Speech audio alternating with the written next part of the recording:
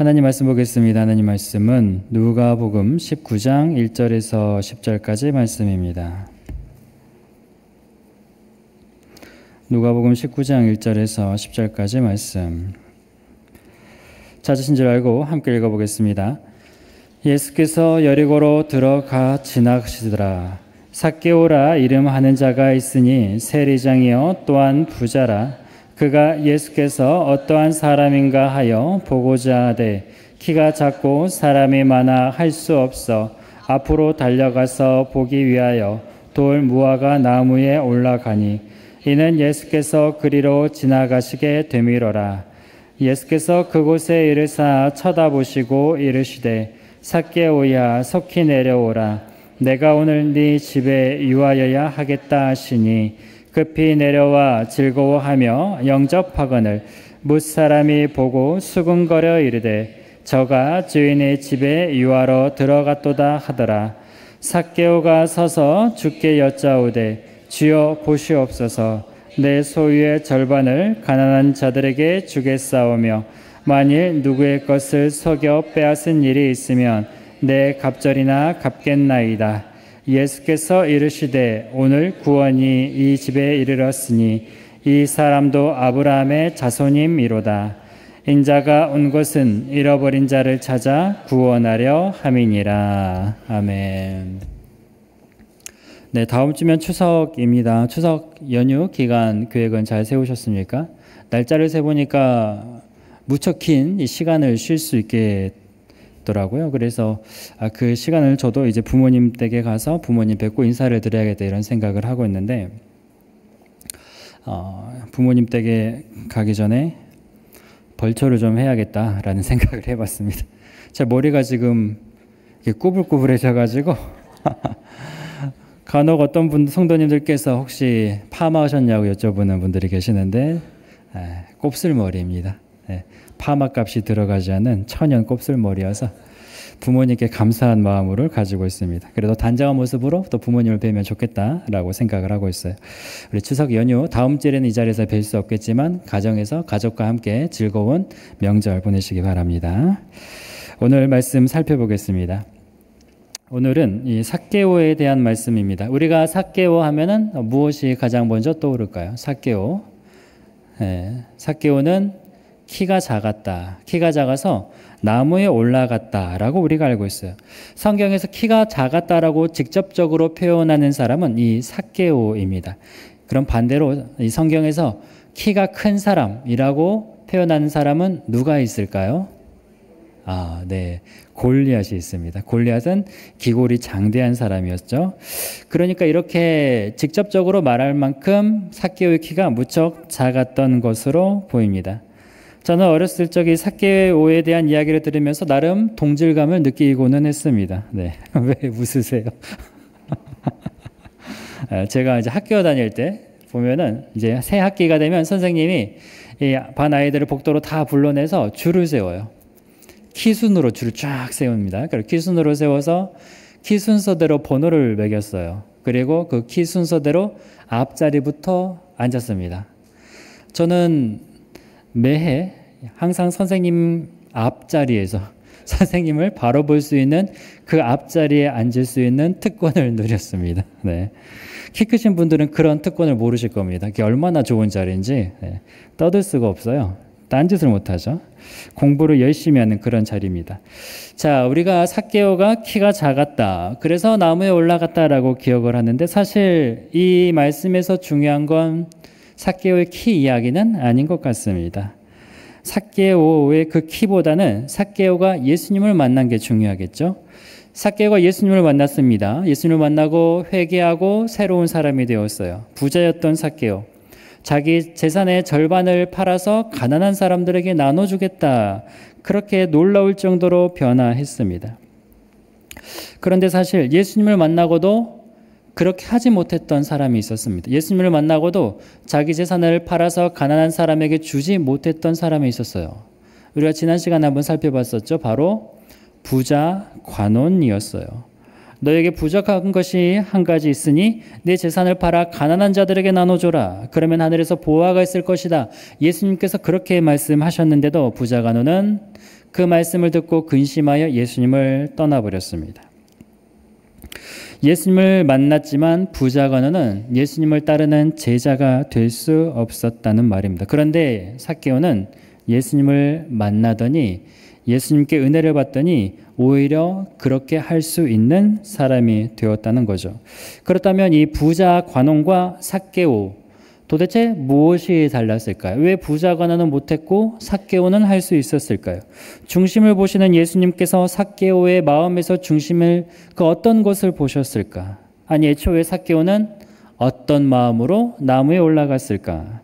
오늘은 우리가 삭개오의 그 작은 키가 아니라 삭개오의 마음을 한번 살펴보려고 합니다. 자, 예수님은 예루살렘을 향하여 나아가고 계셨습니다. 이제 곧 십자가를 지실 날이 가까우고 있어요. 오늘 사건이 일어나는 여리고는 예루살렘을 향하여 들어가는 그 길목에 있는 관문이라고 할 수 있는 도시입니다. 여리고는 무역과 교통의 중심지로 당시 손꼽히는 부자 도시였어요. 그런 도시에서 삭개오는 세리장이었습니다. 부자였어요. 굉장히 높은 위치에 있었고 부유한 사람이었습니다. 그런데 그런 여리고에 예수님께서 방문을 하시죠.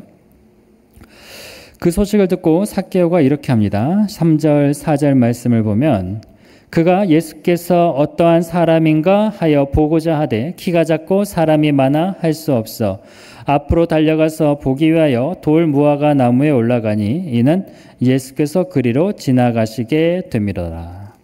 삭개오는 예수님이 여리고에 오신다는 소식을 들었습니다. 그래서 삭개오 예수님이 보고 싶었지만 키가 작은데 사람이 많아서 볼 수 없으니 나무에 올라갔던 거죠.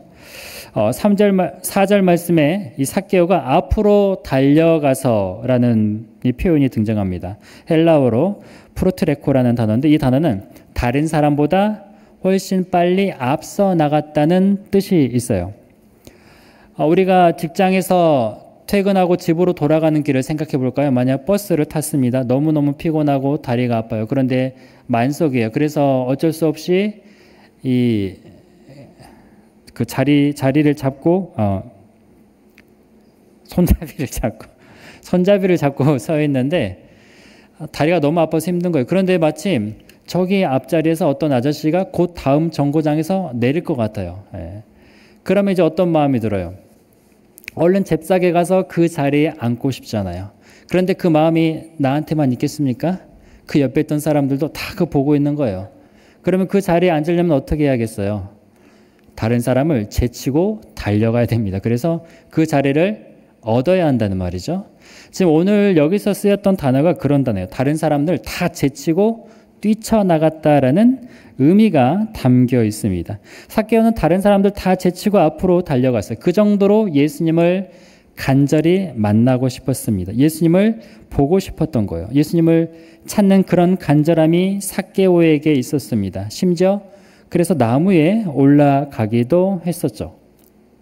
그런데 참 이상하게도 그런 예수님을 찾는 간절한 마음이 삭개오에게 있었는데 그런데 나무에 올라가더니 그 다음에는 아무런 행동을 하지 않습니다. 우리가 일전에 살펴봤던 그 맹인 바디메오는 어땠습니까?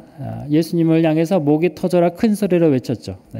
또 어떤 다른 사람들은 예수님을 향해 나아가서 그 자리에 엎드려 꿇어서 예수님께 간청을 하는 사람들도 있었습니다. 그런데 삭개오는 예수님을 만나고 싶은 마음이 간절히 있었음에도 불구하고 나무에 올라가 있었습니다. 그리고 나무에 올라가서 거기서 멈춰버렸어요.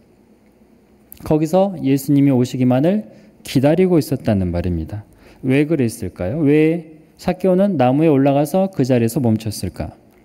자기 체면이 있어서 그럴까요? 자기가 그래도 나름 사회적으로 위신이 있으니 그런 것들은 하지 않았던 걸까요? 그런데 사실 나무에 올라갔다는 것 자체부터가 이미 위신을 지키고 채통을 지키는 행위는 아닙니다. 제가 이 모습을 한번 상상을 해봤는데 이 나무에 올라갔어요. 근데 그때 당시에 이 나무에 잎이 무성했겠죠. 잎이 무성한 그 나무에 삭개오가 올라가면 밖에서 봤을 때 삭개의 모습이 잘 보였을까요? 안 보였을까요? 잘 안 보였을 것 같아요. 듬성듬성 이 나무에 사람이 있다라는 것만 보일 정도였지 제대로 보이지는 않았을 것 같다라는 생각이 들었습니다. 그렇다면 삭개오는 도대체 어떤 마음으로 거기에 있었을까? 오히려 삭개오는 예수님을 만나고 싶지만 오히려 자신을 감추고 있었던 건 아닐까? 예수님이 보고 싶어서 나아갔지만 그럼에도 불구하고 더 나아가지 못하는 자신을 보여주고 있는 건 아닐까? 이런 모순적인 모습을 생각해 봤습니다. 삭개오는 키가 작았어요. 그럼 삭개오를 표현하는 다른 말이 또 무엇이 있습니까? 삭개오는 부자였다. 그리고 세리장이었다. 그게 문제인 거죠. 삭개오는 세리입니다. 모든 사람들이 죄인이라고 비판하고 죄인이라고 정죄했던 세리였습니다. 사람들은 세리는 절대 하나님 나라에 들어갈 수 없다고 영생을 받을 수 없는 죄인이라고 비판했습니다. 세리는 세금을 받아서 로마에게 바치는 사람이고 그 세금을 받아서 자기 재산을 늘리는, 채우는 사람이에요. 그러니 죄인도 그런 죄인이 없는 겁니다. 모든 사람들이 손가락질 하기에 마땅한 죄인이 바로 세리였다는 말입니다. 모두가 미워하고 싫어하고 상대하고 싶지 않는 죄인, 하나님의 심판, 하나님의 벌을 받아야 마땅하다고 여겼던 죄인, 그 세리가 바로 삭개오였다는 말이죠. 그러니 삭개오는 떳떳하게 예수님 앞에 나아갈 수 없었던 거죠. 저 부자 관원처럼 예수님께 찾아가 물어볼 수 없었던 거죠. 어떻게 해야 영생을 얻을 수 있습니까? 라고 찾아갈 수 없었다는 말입니다. 삭개오는 세리였기 때문에, 삭개오는 죄인이었기 때문에, 삭개오는 분명 세리 일을 하는 사람이었습니다. 부자였어요. 사회적으로 위치가 있었습니다. 그런데 그러면 뭐합니까? 죄인인데, 하나님 나라에 들어갈 수 없는데, 구원을 받을 수 없는데, 영생을 받을 수 없는데, 삭개오는 그 문제에 부딪혔던 것 같습니다. 분명 자신의 재산은 넉넉했지만 삭개오 안에는 해결할 수 없는 그 문제가 있었던 거죠. 영생을 받고 싶지만, 하나님 나라에 들어가고 싶지만, 그런 마음은 간절하지만 자기는 죄인이기 때문에 자격이 없다는 걸 알았다는 말입니다. 그래서 예수님 앞에 나아갈 용기가 없었던 거죠. 예수님이 자신 같은 그런 세리를, 자신 같은 그런 죄인을 만나 주실까? 나 같은 죄인을 예수님께서 비판하진 않으실까? 그런 두려움이 있었던 것 같아요. 그래서 그저 나무에 올라가서 거기에서 숨어서 예수님이 지나가는 것만 보려고 했던 것이죠. 마치 이 삭개오의 마음은 바로 앞장에 있는 세리의 기도와도 같습니다. 예수님께서 세리의 기도를 이렇게 표현하셨어요. 18장 13절 함께 읽어보겠습니다. 세리는 멀리 서서 감히 눈을 들어 하늘을 쳐다보지도 못하고 다만 가슴을 치며 이르되 하나님이여 불쌍히 여기소서 나는 죄인이로소이다 하였느니라. 세리는 하나님이 계신다는 그 성전에 가까이 가지도 못합니다. 멀리 서서 기도합니다. 죄스러워서, 자기가 죄가 많은 죄인이라는 걸 알기 때문에 하늘을 쳐다보지도 못하고 그저 저 성전에 멀리 떨어져서 탄식하면서 홀로 외치는 거죠. 하나님이여 나를 불쌍히 여겨주십시오. 나는 죄인입니다. 나는 죄인이니 저에게 긍휼을 베풀어 주십시오. 어쩌면 삭개오가 이런 마음이 아니었을까? 그런 마음으로 나무 위에 머물러 있지는 않았을까? 삭개오에게 나무 위는 그런 공간이었던 것 같아요. 예수님께 가까이 가고 싶지만 더 이상 가까이 갈 수 없는 죄인의 상태, 죄인의 심정. 저는 어렸을 때 그 부모님이 잠시 외출해 계셨을 때 배고프다고 출출하다고 혼자서 라면을 끓여 먹어야지 하고 이 가스레인지에 냄비를 올려놓고 라면을 올려놨다가 마침 또 그때 재밌는 만화 영화가 해가지고 방에 들어가서 만화를 보다가 한참 재밌게 보는데 무슨 냄새가 나는 거예요. 그래서 갑자기 킁킁 하면서 타는 냄새가 나네? 뭐지? 그래서 부엌에 가서 보니까 냄비가 아주 시꺼멓게 탄 그런 일을 경험한 적이 있습니다. 그래서 제가 깜짝 놀라가지고 이 냄비를 후다닥 빼서 싱크대에 넣고 막 수세미로 팍팍 문질렀는데 이게 깨끗해지지가 않는 거예요. 그 양은 냄비였는데, 그래가지고 이걸 도대체 어떻게 해야 되나 어떻게 되나 그래서 굉장히 걱정하면서 두려워했던 기억이 있습니다. 부모님이 집으로 돌아오셨는데 아무 말씀을 제가 못 드리겠는 거예요. 잘 오셨냐고 인사도 못 하겠고 눈도 못 마주치겠고 제 안에 잘못한 게 있으니까 그 죄책감이 있어서 부모님 그거 모르시겠어요. 들어오자마자 냄새가 확 나오는데. 예. 그런데도 부모님 앞에 나아가서 제가 이렇게 해서 이 냄비 태워 먹었습니다라는 말을 절대 못했던 그런 기억이 있습니다. 그러니까 그런 것 같아요. 우리 마음에 그런 어떤 죄책감이 있다면, 우리 마음에 그런 어려움이 있다면, 불편함이 있다면 나아가기가 어려워지는 거죠. 그런 사소한 잘못도 그러한데 삭개오의 심정은 어떨까 싶습니다. 주인의 마음은 어떨까요? 예수님 앞에서 우리의 모습도 마찬가지죠. 죄가 있으면, 우리에게 부끄러운 모습이 있으면, 내가 내 안에 있는 죄를 알면은 우리는 주님 앞에 당당하게 나아가지 못합니다. 선악과를 따먹었던 아담과 하와가 어떻게 했던가요? 나무로 옷을 지어 입고 하나님의 얼굴을 피했습니다. 죄인의 본성이죠. 베드로는 예수님을 처음 만나고 어떻게 말을 했습니까? 주여 나를 떠나소서 나는 죄인이로소이다. 우리도 삭개오처럼 나무 위에 숨어 있는 시간들이 참 많습니다. 예수님 앞에서 나를 숨기려고 하는 적이 있어요.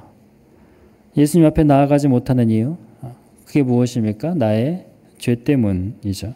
내가 해왔던 행동, 나의 욕심, 나의 정욕, 나의 탐심, 어떤 죄책감들, 그게 큰 것이든지 작은 것이든지 누가 알든지 누가 모르든지 간에 그런 죄는 우리의 마음을 무겁게 짓누릅니다. 그리고 예수님 앞에 나아갈 수 없게 만들어 버립니다. 예수님과의 거리감이 생기게 만든다는 말이에요. 성도님들은 혹시 어떤 이유로 나무에 올라가 계십니까?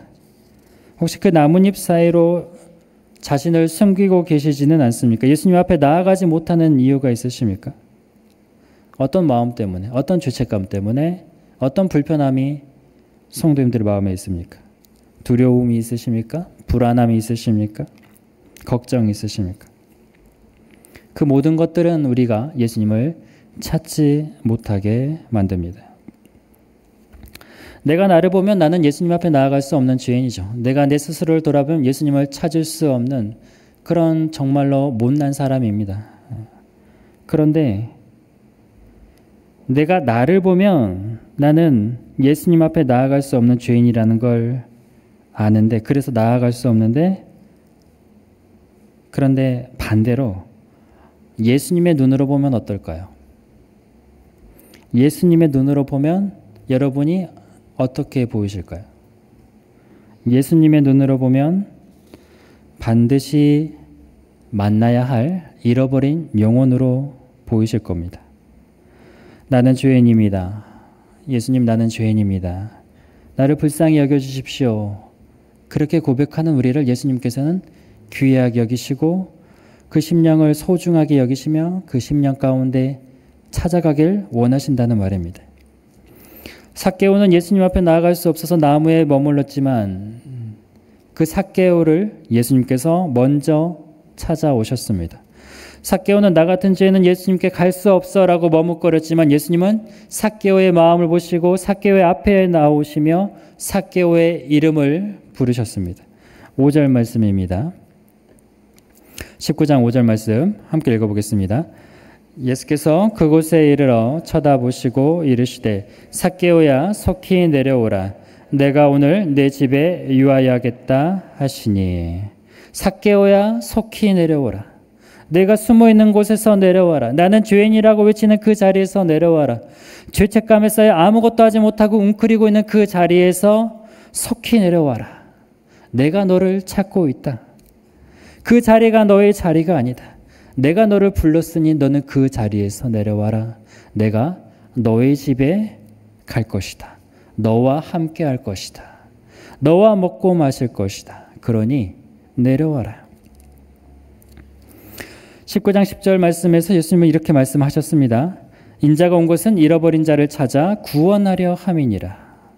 예수님은 잃어버린 자를 찾으러 오셨다. 예수님은 의인을 찾으러 온 것이 아니라 죄인을 찾으러 오셨다. 자기 자신의 죄가 얼마나 크고 무서운지, 자기가 얼마나 큰 죄인인지 처절하게 깨닫고 아는 사람, 내 힘으로는 의롭다 할 수 없다는 사실을 알며 괴로워하는 사람, 나 같은 사람은 하나님 나라에 절대 들어갈 수 없는 죄인이니 주님 제발 불쌍히 여겨 주십시오라고 탄식하는 사람, 그런 잃어버린 자들을 예수님께서 찾으러 오셨다는 말입니다. 부자 관원, 내가 의인이야, 나는 거룩해, 나는 경건해, 그렇게 살았던 자기 의에 빠진 사람은 예수님을 만나도 참된 기쁨과 자유함을 얻을 수 없었어요. 예수님의 은혜가, 예수님의 사랑이, 예수님의 구원이 들어갈 자리가 없습니다. 그런 사람은 예수님을 만나면 오히려 근심에 빠져버렸어요. 내 것으로 꽉 차 있는데 예수님의 사랑이 들어올 자리가 없었다는 말입니다. 내 것을 내려놓을 수가 없었단 말이죠. 그러니까 포기할 수 없으니 오히려 낙심하게 되더라는 말입니다. 그런데 삭개오는 아니었죠.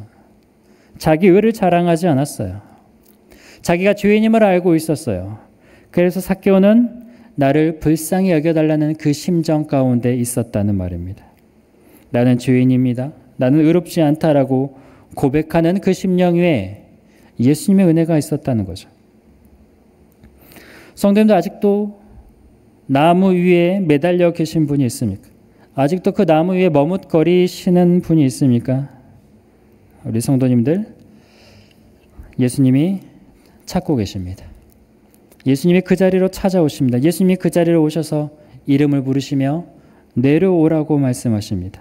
잃은 양을 찾는 목자의 심정으로 우리를 부르고 계신다는 말입니다. 삭개오야, 속히 내려와라. 내가 너의 집에 유하여야 하겠다. 성도님들 계시는 그 자리가 어떤 자리이든지 간에 찾아오시는 예수님을 만나는 은혜가 있기를 소망합니다. 예수님을 만나서 그 자리에서 속히 내려올 수 있는 그런 은혜가 있기를 축복합니다. 예수님은 잃어버린 자를 찾으러 오신 분입니다. 잃어버린 자에게 구원을 주시고 잃어버린 자에게 영생을 주시며 잃어버린 자에게 참된 기쁨과 행복을 주기를 원하시는 분입니다. 예수님은 우리를 찾고 계신다는 사실을 꼭 기억하시기 바랍니다. 삭개오는 예수님의 말씀을 들었습니다. 예수님의 부르심을 들었습니다. 그래서 이렇게 반응을 하죠. 6절 말씀, 급히 내려와 즐거워하며 영접하거늘.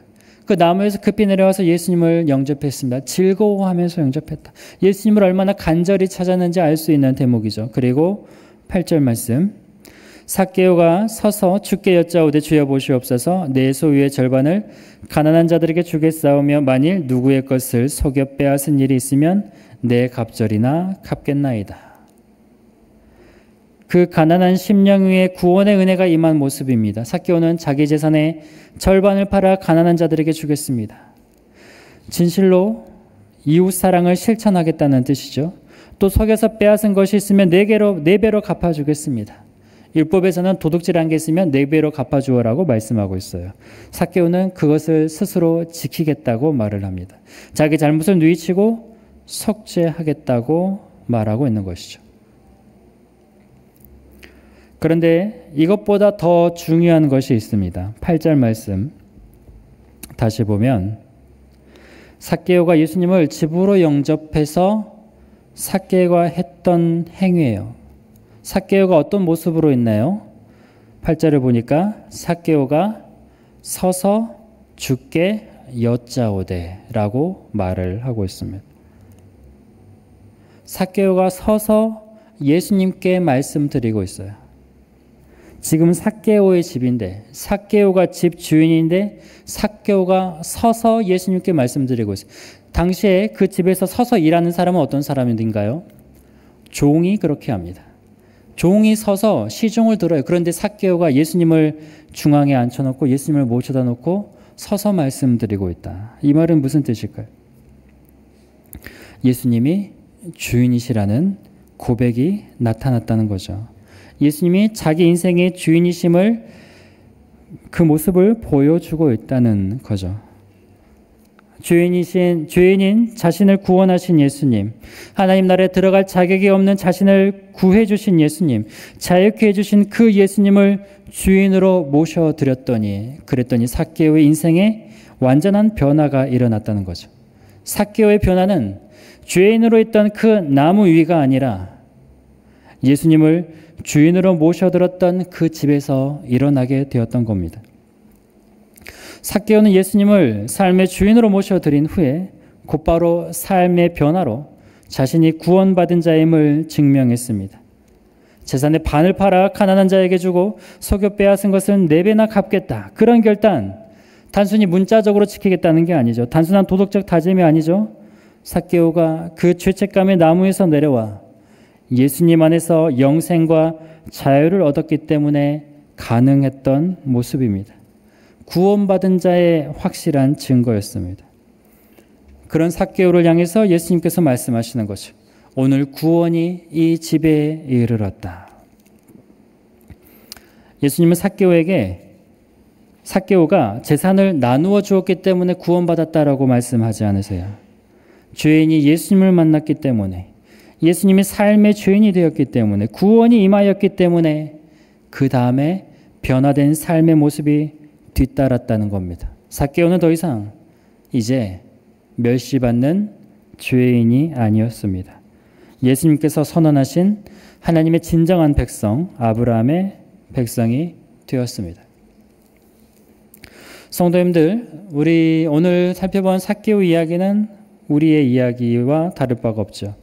우리는 베드로처럼 주님, 나는 죄인입니다. 나를 떠나소서 라면서 두려워하거나 아니면 삭개오처럼 그런 죄책감에 눌려서 나무 위에 숨으려고 합니다. 하지만 예수님은 우리가 우리의 죄를 해결하고 완벽해졌을 때 우리를 찾아오시는 게 아니죠. 우리를 만나시는 게 아니죠. 우리의 죄인된 모습 그대로 우리에게 찾아오시며 숨어있는 그 자리에까지 오셔서 부르시는 분입니다. 성도님들, 오늘 나를 숨기고 있는 나무가 있습니까? 여전히 과거의 잘못, 죄 가운데 돌이키지 못하고 풀리지 않는 상처가 있고 벗어나지 못하는 그 죄의 유혹 때문에 예수님께 가까이 나아가겠다고 하면서도 나아가지 못하는 그런 주저하는 모습이 있지는 않으십니까? 내가 죄인이라는 사실 때문에 나는 자격 없다고 스스로 정죄하면서 그 죄의 굴레에 빠져서 머뭇거리고 계시지는 않습니까? 예수님은 오늘 우리에게 말씀하십니다. 속히 내려오라. 내가 오늘 너의 집에 머물러야겠다. 성도님도 우리가 할 일은 그것입니다. 예수님의 부르심에 응답해서 그 나무에 내려오는 것이고 예수님을 우리의 삶의 주인으로 영접하는 겁니다. 예수님을 주인으로 모셔들었을 때 우리는 그 죄책감에서 자유케 됨을 얻고 하나님 나라에 들어갈 수 있게 되는 거죠. 예수님께서 주시는 그 구원의 기쁨과 감격 가운데 살아갈 수 있는 겁니다. 성도님들, 예수님은 잃어버린 자를 찾으러 오셨습니다. 구원하러 오셨습니다. 자신이 죄인임을 깨닫는 자에게 은혜를 주시기를 원하십니다. 삭개오가 예수님을 모신 후에 그의 삶이 완전히 새로워졌던 것처럼 우리 성도님들 그 나무에서 내려와서 예수님을 삶의 주인으로 모시고 예수님께서 주시는 그 구원을 경험함으로 기쁨 가운데 살아가시는 우리 성도님들 되시기 바랍니다. 그 구원의 은혜를 통하여 삶의 열매를 맺을 수 있는 변화를 경험하시는 우리 성도님들 되시기 바랍니다. 예수님은 오늘도 우리를 찾고 계십니다. 속히 내려오라. 이 음성에 순종하시는 우리 성도님들 되시기를 축복합니다.